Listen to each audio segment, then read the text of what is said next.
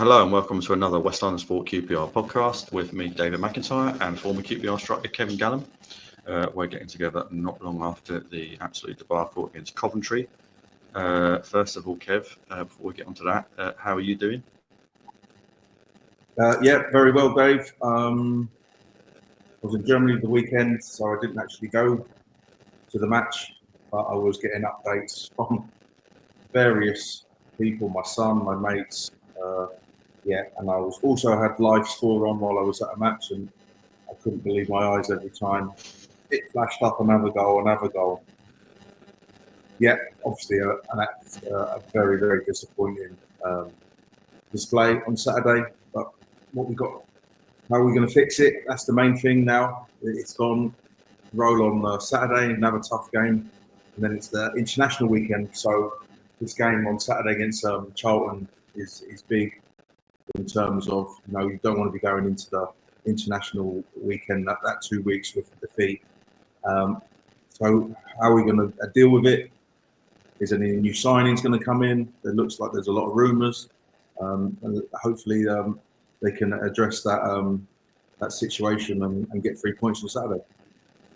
Yeah, it's QPR, so there will be signings at the best of times. But as we sit here, that's definitely the case. Koki Sato, Reece Norrington Davis, which obviously everyone knows about, I think that will be done, and Isaac Hayden. Going to sign him, which I think is the main reaction to Saturday. In fact, by the time we put this out, that might already have gone through. So I think that is quite significant. He's been a free agent and an option for a while, but they've decided to take him. And judging by some of what we've seen at the start of the season, that's maybe not a surprise. Kevin, before we talk about the Coventry game, your thoughts on that then? Koki Sato, we have talked about before, maybe talked about the fact that we think he's likable, but perhaps not what is necessarily needed at the moment. But he's a good player. Isaac Hayden, we know a bit about him. Your thoughts on? I'm expecting him to be back. So when he came in last time, I thought he'd done a really good job. And it was at that stage where in January 2024, am I right? Getting my years. Yeah, 2024, when Marty Savendis came in and he tried to play, I think, the way he wanted to play and the game model, which I keep hearing about at QPR, which is a more sort of passing game, pass out from the back. It didn't work. We've been over this loads of times. And to escape a relegation, QPR went very, very direct and got some bigger players in that January transfer window. Isaac Hayden came in, Michael Frey came in. I think Anderson was there, who was 6 foot as well. And then they moved Jimmy Dunn to right back. So the team really got a lot bigger and were a lot better from not conceding at set pieces and then became a threat at set pieces, and which got us out of trouble. We then, again, the following year, we went back to the game model, didn't work, went a bit more direct, got out of trouble. And then the last maybe 6 weeks of the season, went back to the game model, and that didn't work again. So back to the Isaac Hayden, what I'm trying to say is, the game model hasn't started well this season. I've watched the game back. It's very, very struggle passing the ball out from the back. We put ourselves under a lot of pressure. No one seems comfortable. Unfortunately, the goalkeeper, Joe Walsh, seems very uncomfortable and very nervous with the ball at his feet. Varane on Saturday, when he needs to be that link player, that playmaker, he cannot do it. And even against Watford, there's passages of play where he got caught. Doesn't really know how to pass forward or turn out. So Isaac Hayden is a bit of a surprise signing for me, because I think last week when we spoke about it, Lutz at Watford, I thought that type of player in our midfield is vital, someone that we need desperately to link from. If you want to play from the game model, what we keep hearing about, you want to play like that style of play, you need someone who can get the ball off the defenders or from the goalkeeper under pressure with a man up his back no problem, and turn out and whatever, and get the ball moving and getting the ball moving up the pitch. And I don't think Isaac Hayden is that player at all. What I know he's good at, very defensive, great, really good positioning, experience, strong, can win tackles, can win headers. But I don't think that's what we need. He will improve the squad, no doubt. But if you want to play this style of play, I don't think Isaac Hayden is that man to come in as a holding midfielder and start attacks from the back. Well, I mean, the thing is with Hayden, Kevin, I've always liked him. I thought he was a good player. Now, he's one of a kind of handful of players that during the Les Ferdinand era, QPR tried really, really hard to get. And I'm talking a few years ago when he was at Arsenal, before he even went to Norwich and subsequently to Newcastle. And you could see why QPR wanted him, and they really did try hard, and they didn't quite get him. And I think he's a very good player, and I thought he was exactly what they needed years later when they eventually brought him in. Now, I've got to be honest, as much as I've always rated Isaac, I didn't actually think he did as well at QPR as I would have hoped, to be honest. I thought he did a solid job. But I didn't think he was as... I was a little bit surprised at how... I thought QPR fans were quite kind to him, if I'm going to be honest. I was a little bit surprised at just what, the good reviews that he got. And I say that as someone who does like him as a player. Now, like you said, the thing about Isaac is he's very good at what he does. He will give you a physical presence in front of the defence. He does the basics well, which they need. He's a good pro, although appearance-wise, he'll have to buck a trend in his career if he's going to be, good for more than 30 or so games this season for QPR. But the thing is that we talked about in the last podcast that Sam Field was getting a little bit of stick, which we felt was unfair. And what I've sort of found ironic about that is that the criticism of Field that I'm reading seems to be that he can't, play in a team that looks to play out from the back. And yet the champion of many people in his place is Varane. And that's weakness. As you just said, Varane's weakness is that he struggles to receive the ball on the half turn, and he doesn't see that forward pass when he receives it. He's good at other things, as Hayden is good at other things. But Hayden's shortcomings are exactly Varane's shortcomings in that sense. So I'm not sure that Rangers have improved in some of the areas that they'll need to improve. But then again, you can't really quibble with Hayden. He's an experienced championship player. I can see why they've done that.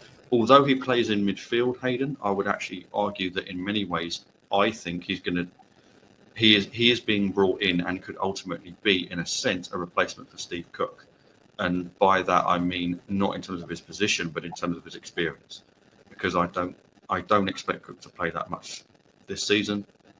And I think even though there's talk of a game model and there's talk about developing youth, I think there's a recognition that they are going to need some experience.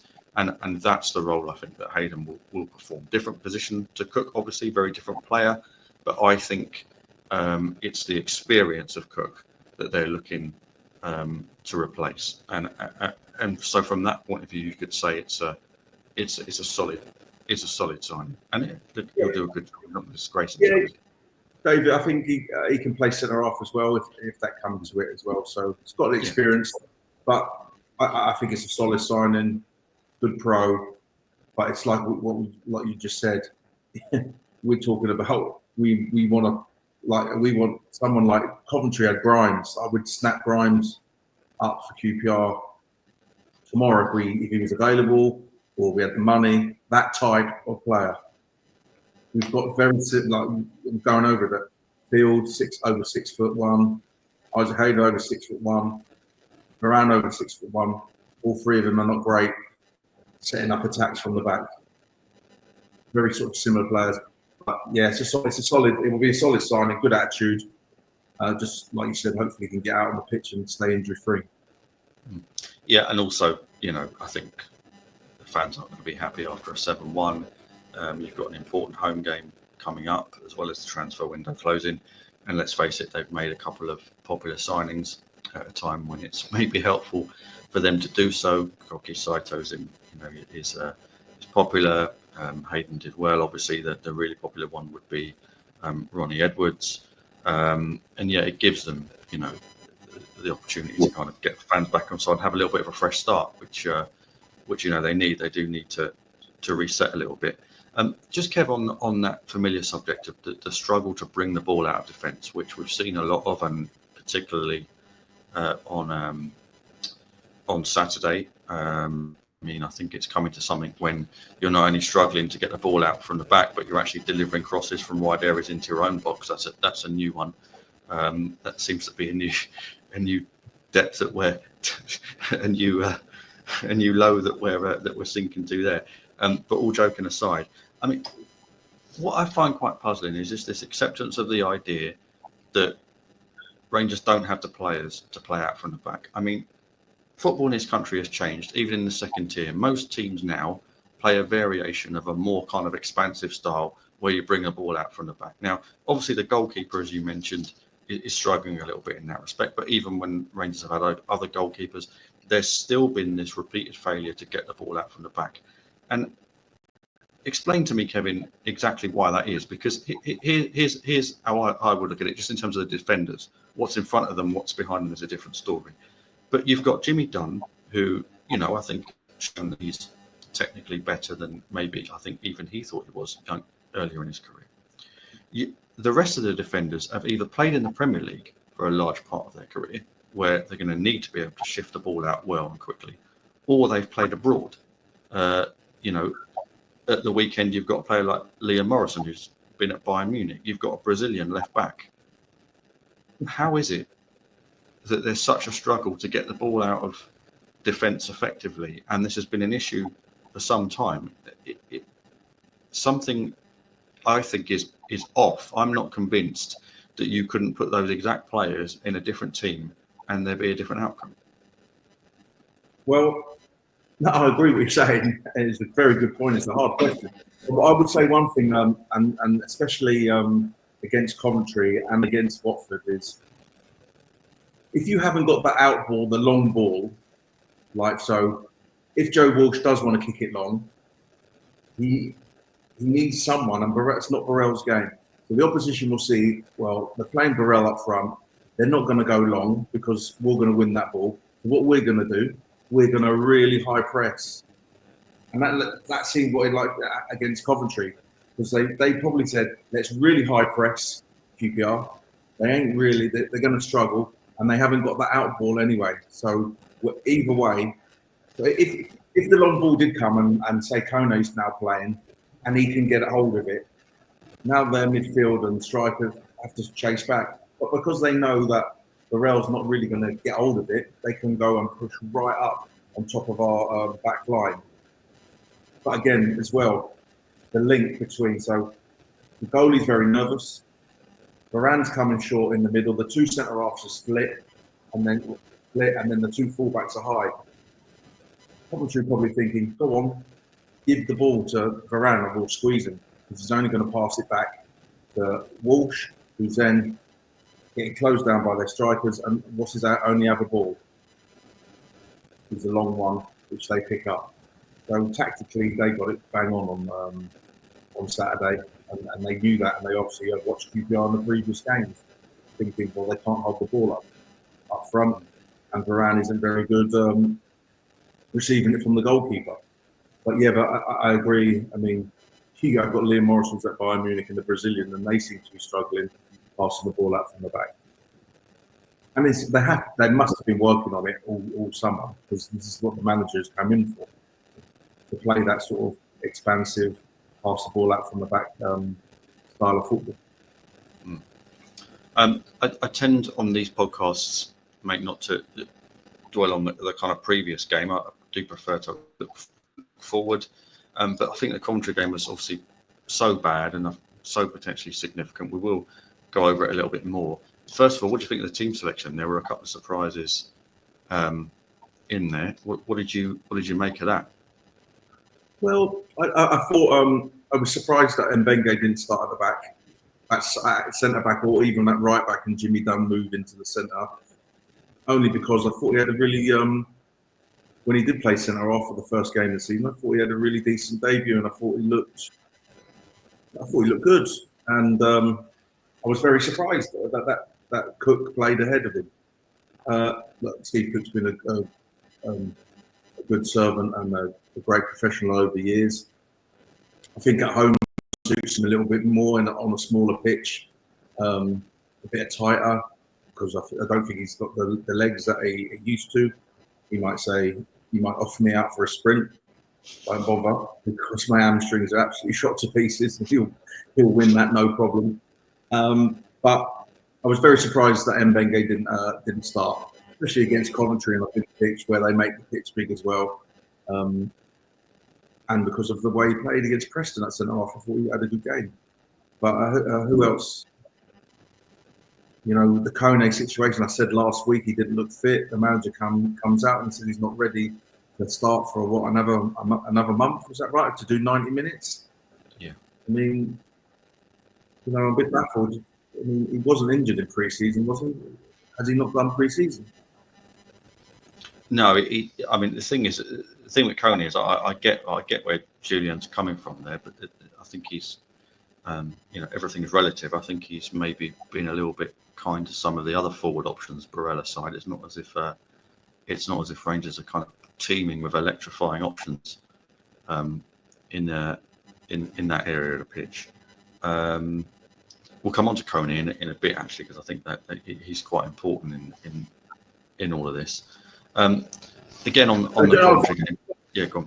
Just one more thing that's just come into my head, and it's a debate, and it'll be interesting to see what happens on Saturday. Now, are they going to keep the Wolf, or are they going to bring Nardi back? I think they'll bring Nardi back. Because I think there's been a possibility that he might go.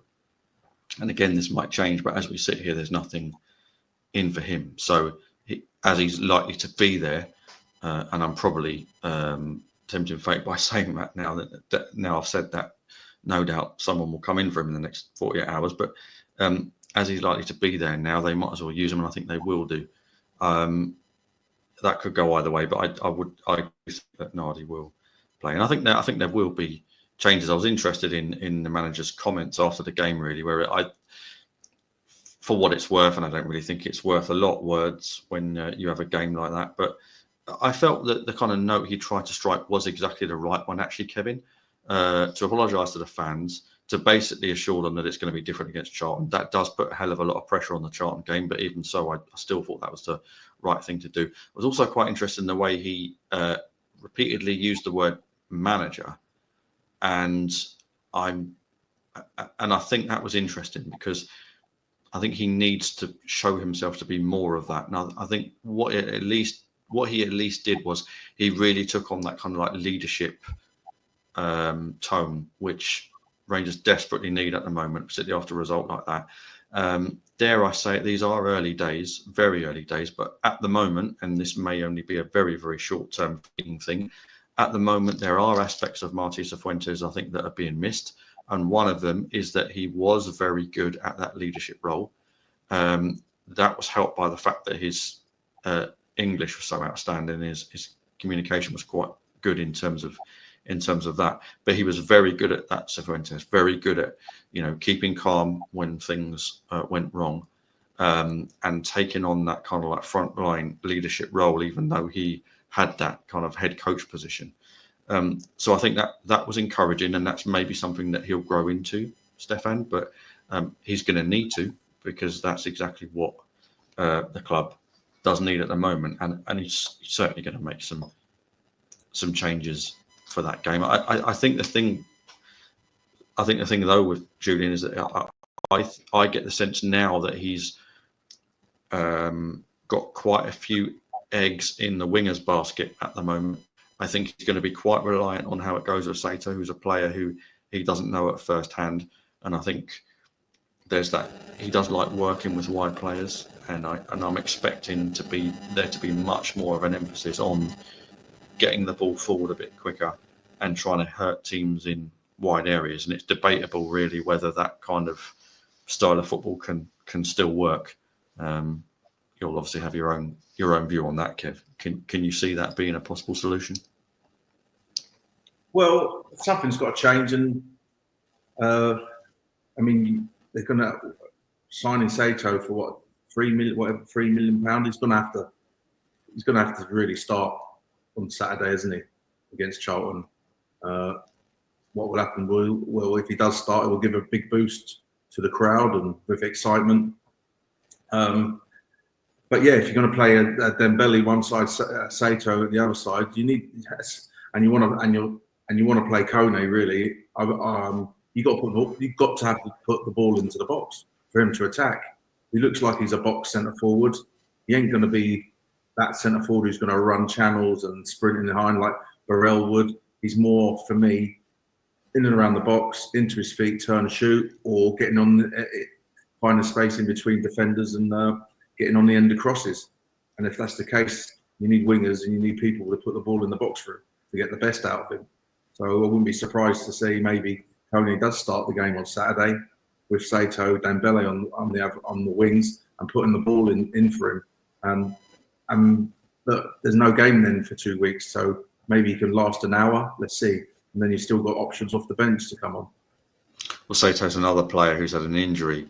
By the way, he got a shoulder injury in his last game for QPR, and obviously that's affected his pre-season. So we'll have to see what happens there. So, but yeah, I mean, just going back to the Coventry games before we move on for that, I just wondered whether you had any other observations on that, Kev, because I know, as you said, you have watched it back, and I know you've watched it carefully.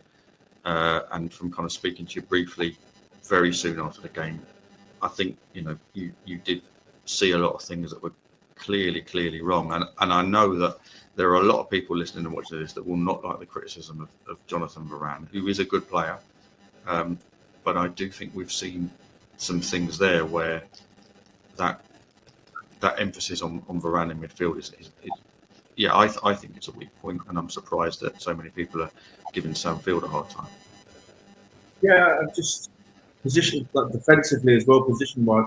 Look, I think Varane's good when he gets into sort of a 50-50 with the other attacking midfielder because he's strong.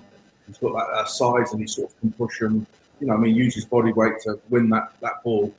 But some of the on the goals, the positioning, and also how their midfield just literally overrun and Field as well, and Morgan. It's not just Varane.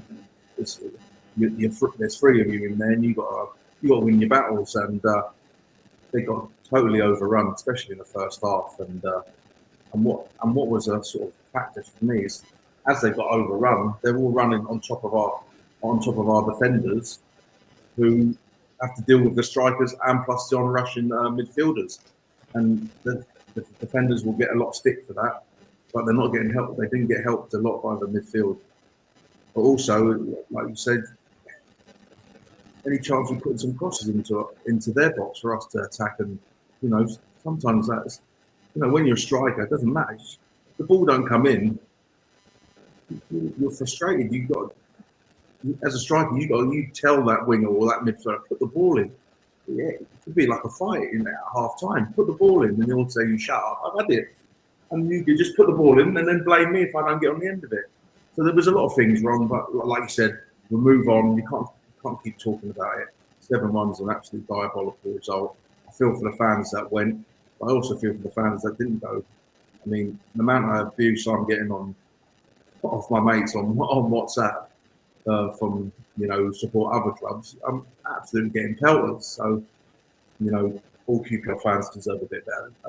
Not a bit, a lot better than that performance and that result on Saturday.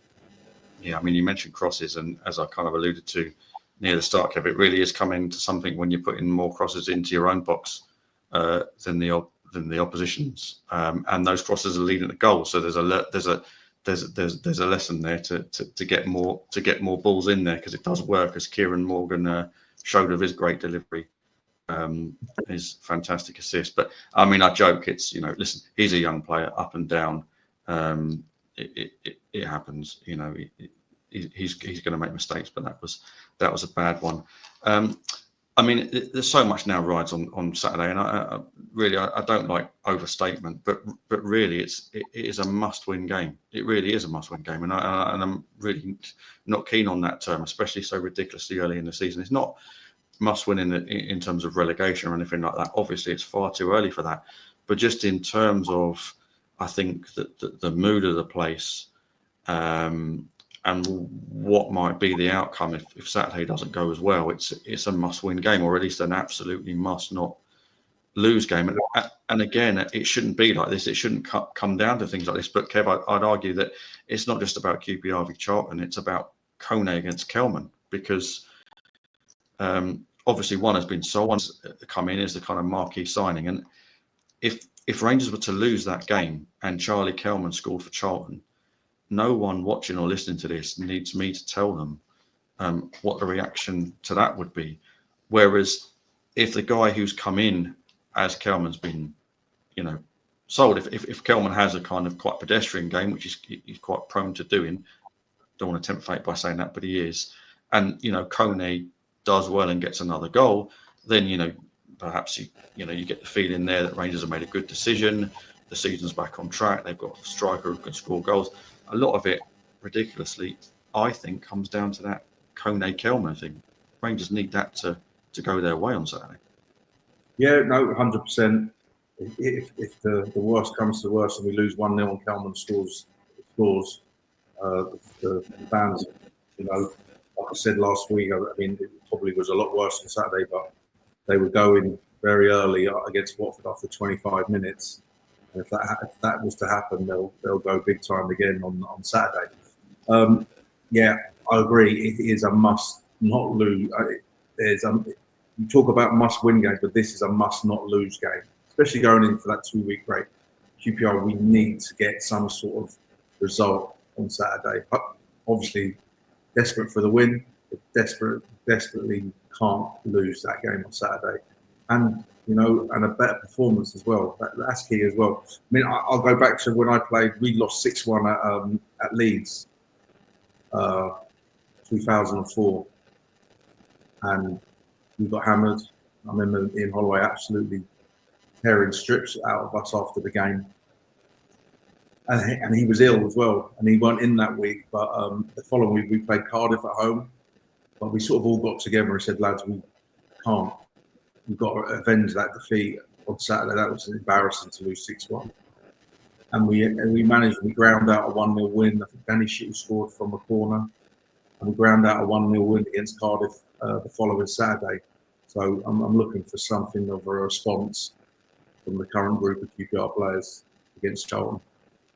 I suppose also in an environment like that, it's another reason, I suppose, to bring in someone like Hayden, who's an experienced operator, and you kind of need that. And also, you mentioned another thing which I didn't mention when I talked about the kind of good points of bringing Hayden in was, and this is something that you and I have talked about a fair bit away from the pod, Kevin. It's just I see it as a major problem is that some of the defending Rangers isn't great. Hasn't been great, but a big issue is just how easily other teams get in on the two centre backs. And then really you're in trouble no matter what. I mean, John Terry is regarded as sadly one of the best, centre-backs of his generation, but he struggled in situations like that, one-on-one. It's difficult for centre-backs, and this just happens again and again. Again, the ease with which teams get in on those centre-backs is just horrific at times, and that is Isaac Hayden's forte. He will stop that. So that is something at least. Before we go, then let's do our usual our 1-1 prediction for Coventry.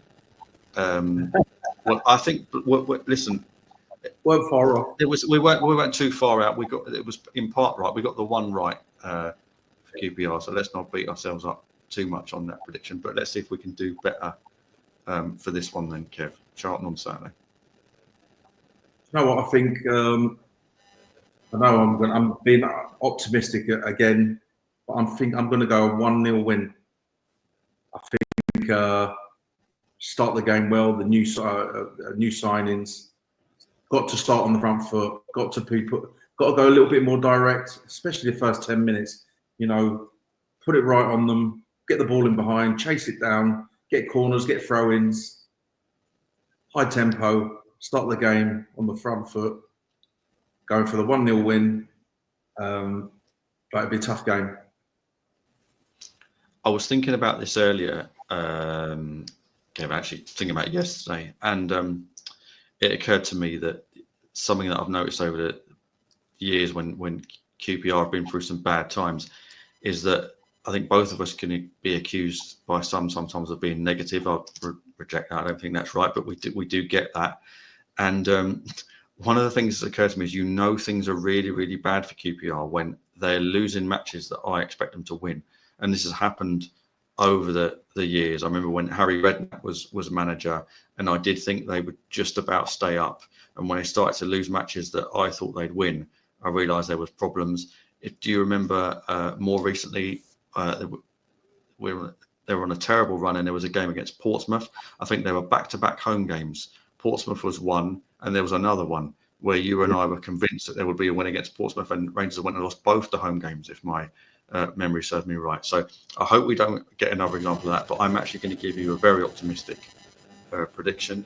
And again, when Rangers start losing matches I tip them to winning, there's a problem. I'm going to go for 2 or 3 nil for Rangers on Saturday. And if they're not in the driving seat after half an hour or half time, that prediction's gone awry, because I do think there will be a fast start. I think there'll be something different, and I do think there'll just be a different tempo.